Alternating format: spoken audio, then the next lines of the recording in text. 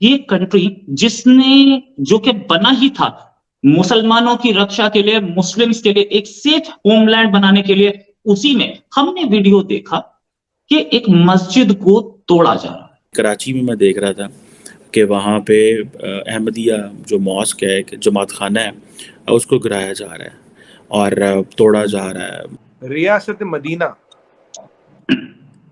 नाम पाकिस्तान, कायदे आजम का खा पाकिस्तान, मुसलमान का सम्मान पाकिस्तान, मुसलमान की शान पाकिस्तान। वहां एक मुसलमान की मस्जिद पे दूसरा मुसलमान चढ़ा है और गुम्मत पे हथौड़ा मार मार के पहने वाले मुसलमान की मस्जिद दूसरे वाला मुसलमान रियासत मदीना पाकिस्तान में तोड़ रहा है। सऊदी अरेबिया के जल्लाद ने अपना इंटरव्यू दिया, उसमें कहा कि मैंने आज 1200 लोगों को मैंने फांसी चढ़ाया, जिनमें से ज्यादा तादाद पाकिस्तानियों की थी।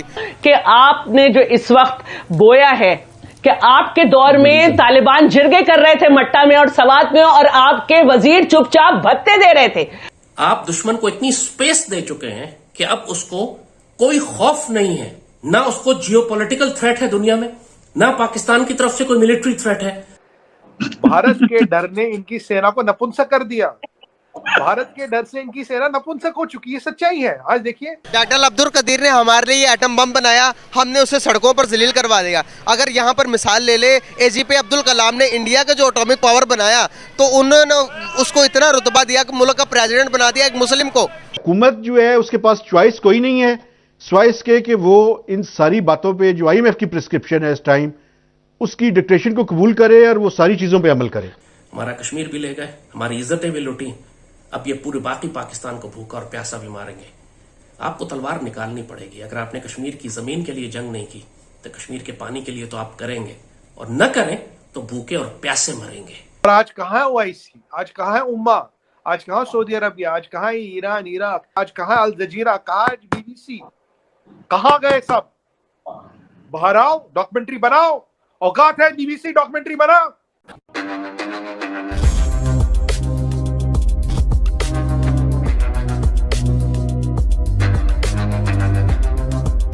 नमस्कार दोस्तों, हमने हर बार पाकिस्तानी मीडिया में भारत के खिलाफ यह प्रोपेगेंडा करते हुए देखा होगा, जिसमें पाकिस्तानी जर्नलिस्ट और बड़े से बड़े एनालिस्ट सब कहते हैं कि भारत में मुसलमानों के खिलाफ अत्याचार हो रहे हैं और मुसलमानों के वर्शिप प्लेस यानी कि मस्जिद को तोड़ा जा रहा है। लेकिन दोस्तों, पाकिस्तानी खुद के देश में हो रहे मुसलमानों के खिलाफ अत्याचार को छुपाते हुए आ रहा है। दोस्तों, कल ही पाकिस्तान में एक मस्जिद को तोड़ा गया, खुद मुसलमानों के द्वारा ही। दोस्तों, ये मस्जिद था अहमदियों का।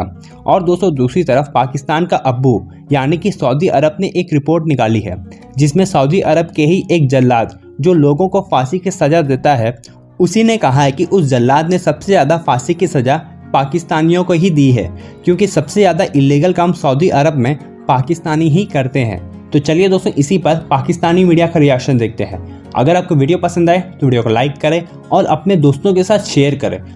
एक तरफ मिलिट्री ऑपरेशन हो रहे हैं, कहीं पे मस्जिदों पे हमले हो रहे हैं, कहीं पे मस्जिदों में दहशतगर्द घुस के मस्जिदें जो है वो तोड़ देते हैं, मस्जिदों पे हमले कर देते हैं, और कई जगह पे ये होता है कि हम खुद ही मस्जिदों को जो है वो गिरा देते हैं। अभी कराची में मैं देख रहा था कि वहाँ पे अहमदिया जो मॉस्क है, जमात खाना है, उसको गिराया जा रहा है और तोड़ा जा रहा है, और लोग उसके ऊपर चढ़े हुए हैं, उसके वो कर रहे हैं।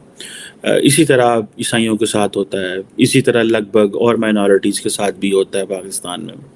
लेकिन ये ऐसा होता है कि आप सिर्फ अभी चले जाएं और जाकर देखें कि पाकिस्तान की जो स्टेट ऑफ रिलीजियस कंडीशन क्या है, ठीक है, फ्रीडम क्या है, तो आपको पता चलेगा कि हम लोग किस तरह अपने ही कानून को किस तरह वायलेट करते हैं, किस तरह हमारी जो डिस्क्रिमिनेशन है और वो किस तरह होती है, माइनॉरिटीज़ को हम किस तरह दबाते हैं और समझते हैं कि ये जो माइनॉरिटीज़ हमारे मुल्क में रहते हैं, इनको तो वो हिंदू हों, सिख हों, ईसाई हों, अहमदी हों, वो कोई भी हों, शिया हों, उनको कोई हक़ नहीं है रहने का। और ये हक़ जो है वो एक डोमिनेंट जो स्कूल ऑफ थॉट है वो डिसाइड करेगा। और स्टेट इनके सामने इतनी बेबस है, स्टेट इतनी बेबस है इनके सामने, ठीक है जी, कि स्टेट समझती है कि अगर हमने इनको छेड़ा तो ये जुलूस निकालेंगे, ये जलसे निकालेंगे।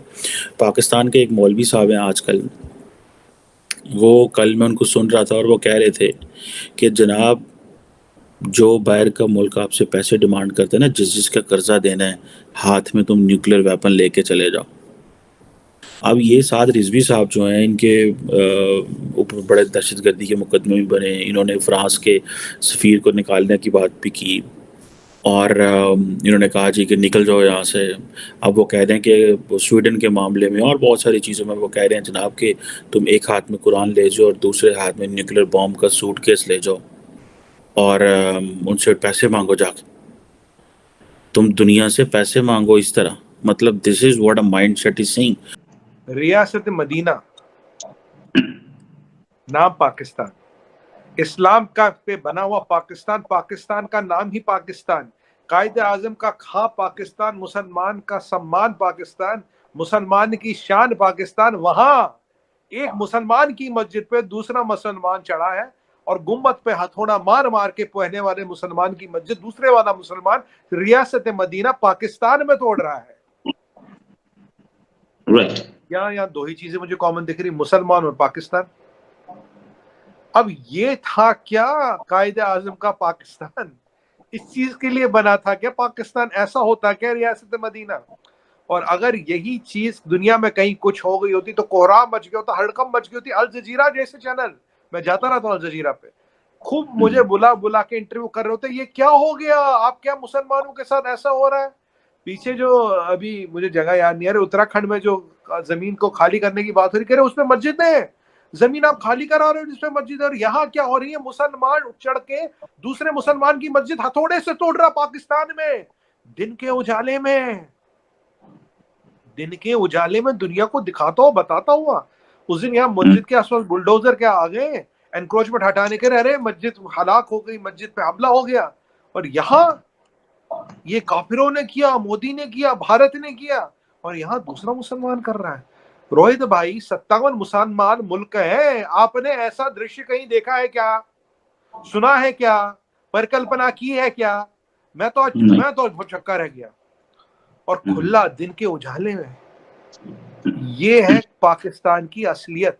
कि सऊदी अरेबिया के एक जल्लाद ने बात की है कि उनसे पूछा गया कि आपने अपनी ज़िंदगी में सबसे ज़्यादा फांसी कौन सी नेशन को दी है, कौन से लोगों को, कौन से मुल्क के लोगों को ज़्यादा फांसी दी है, तो उन्होंने बताया। तो उससे पहले मैं आपसे पूछना चाहूँगा कि उसने क्या बताया होगा, इंडियंस को ज़्यादा फांसी हुई होगी। इंडियन तादाद में भी बहुत ज़्यादा, अगर आबादी देखेंगे तो बहुत बड़ी तादाद है, या फिर पाकिस्तानियों की ज़्यादा फांसी दी होगी उस जल्लाद ने, जो कि सऊदी अरेबिया का जल्लाद है। ठीक है, जवाब तो मुझे आता है पर मैं यहाँ पे देना नहीं चाहता। सर क्यों नहीं देना चाहते? बस मैं नहीं देना चाहता, ये आप भी समझ आ रहा है क्यों नहीं देना चाहता। सर क्यों नहीं देना चाहते? क्योंकि जिसके लिए लूंगा उस मुल्क की बदनामी है, समझ तो आ गई होगी आपको। सर बदनामी की चीज़ की एक तनकीद होती है, एक तनकीद बराए इस्लाह।